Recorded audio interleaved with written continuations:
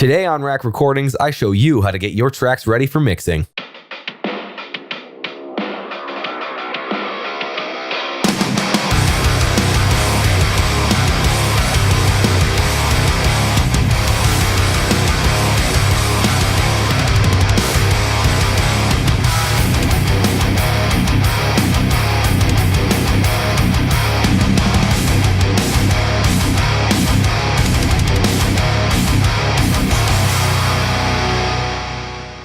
What is up, guys? Welcome back to Rack Recordings. Today we're going to go over how to get your tracks ready to be mixed. But first, please take 5 seconds and subscribe to my channel. If you like what I do, leave a like and don't forget to hit the bell for instant updates when I post new videos. I have a client that I'm dealing with right now and he needs a little bit of help with this subject.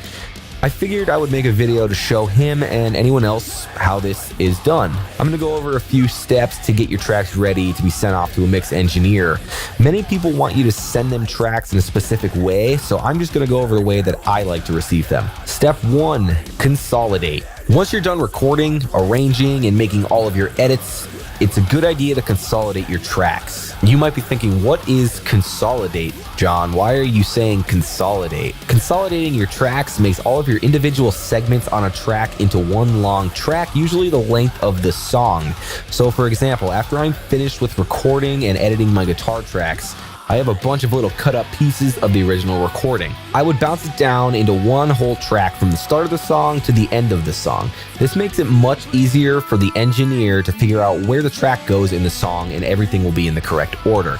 So I have an example right here. This would be my edited guitar track, okay?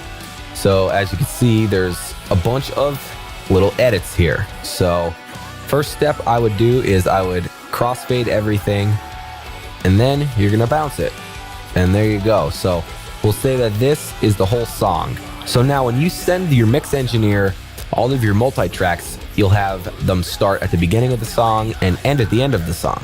Now there's no guesswork, because right here, if you were to mix this down and give him individual little pieces, this part might end up being here or here.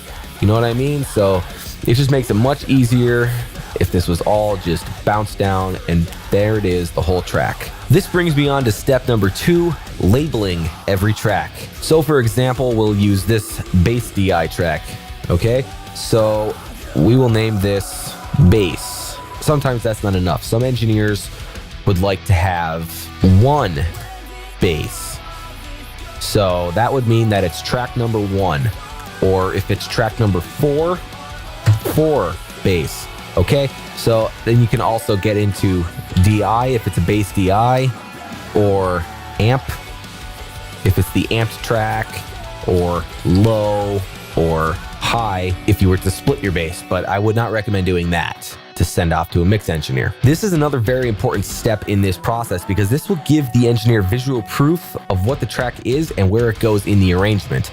Now, arrangement, I don't mean arrangement as in like here or here.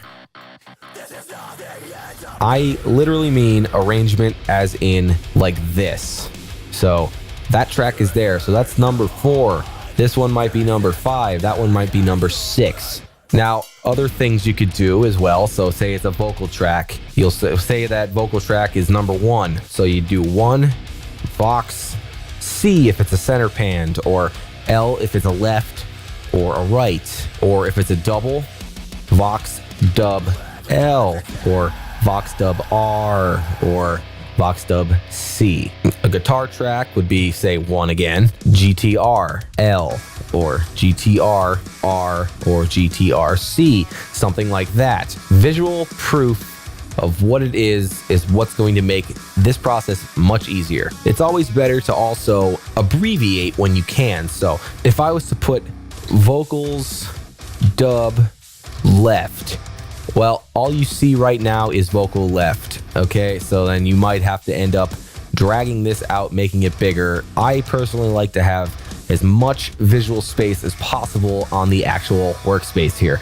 So abbreviating would be Vox dub L, okay? Step number 3, working with MIDI.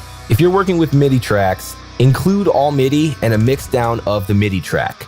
Not only does this take the guesswork out of what sound you're looking for, but now the engineer has something to work with.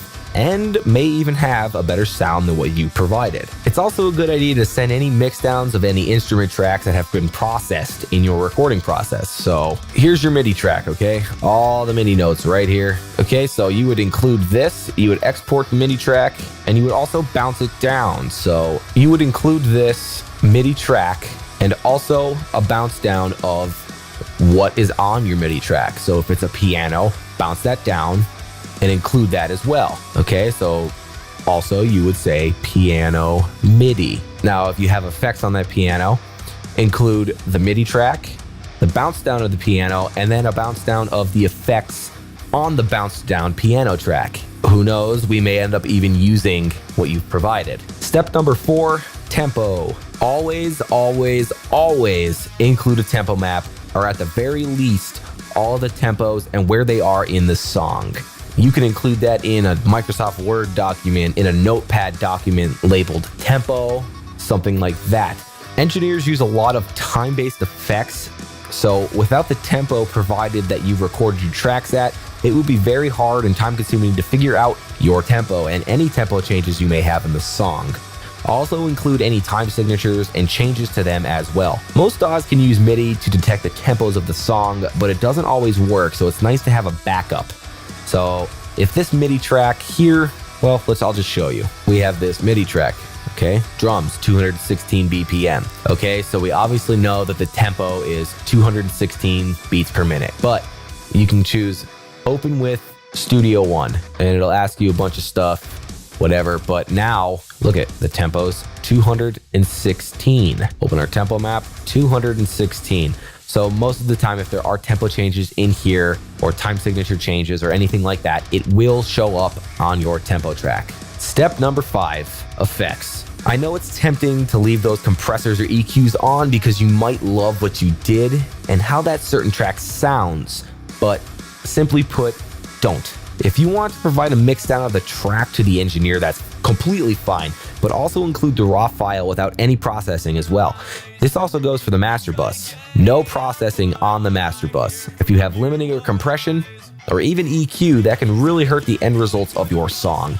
Now, if you're sending a song out to be mastered only, you can include the whole track mixed down with a bus compressor on it, and also include a completely untouched song. That way the engineer can choose which one he or she likes better and go from there. So for example, 3 tracks here and they all have some processing done to them. What you would do, I don't know how this would work in other DAWs, but in Studio One, you would highlight all of your tracks and then go down and click disable all or remove all or something like that. Or you could even just highlight all tracks and click the buttons off. Okay, so now all these tracks are all raw tracks again. But if you need to use effects on a song, on a track, whatever your little heart may desire, provide a track without any effects on it. Step 6, and our final step, is file types. When you're recording, always record to at least 2444.1. This is the industry standard.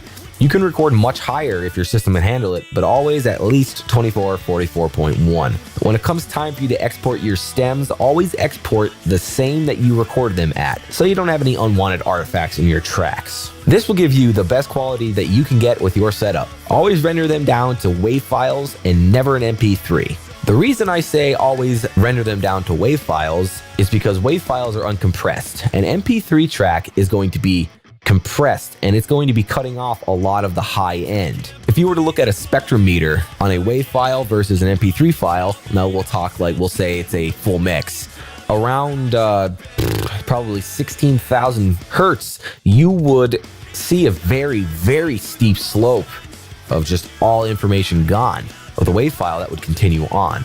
So a WAV file is going to be your best bet here if you're going to be sending out your stems to be mixed. That should about cover it. If you have any questions, please leave a comment below and I'll get you an answer. I hope you guys enjoyed this little video. If you would like me to start creating more videos and tutorials on the simple end of things, not so much mixing, but stuff like this, let me know in the comments. As always, thank you so much for watching, guys, and I'll see you next time.